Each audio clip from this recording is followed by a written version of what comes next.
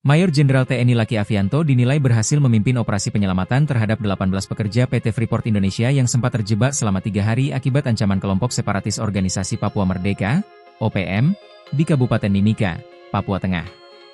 Ke-18 pekerja tersebut terisolasi di Pos Tower 270, Distrik Tembagapura.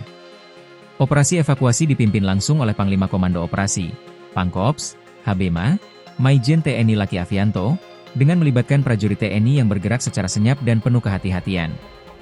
Selama 2 hari, pasukan TNI harus menelusuri hutan belantara serta medan pegunungan yang terjal sebelum akhirnya berhasil mengevakuasi seluruh pekerja dalam kondisi selamat pada Sabtu, 10 Januari 2026. Maijen TNI Laki Afianto merupakan alumnus angkatan pertama SMA Taruna Nusantara. Ia lahir di Jakarta pada 2 Oktober 1974 dan dikenal sebagai perwira Kopassus dengan rekam jejak prestasi yang menonjol. Saat ini, Laki Afianto mengemban amanah sebagai Panglima Kodam Siksif Mandala Trikora di Papua Selatan.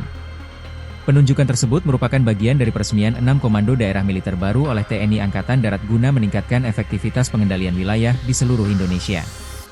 Dalam perjalanan karir militernya, Laki Afianto tercatat sebagai peraih Adi Makayasa Akademi Militer 1996 serta lulusan terbaik di Krek Seskoat Angkatan ke-49 pada 2011. Prestasinya berlanjut dengan predikat lulusan terbaik akademik PPSA Siksif Lemhanas pada 2023.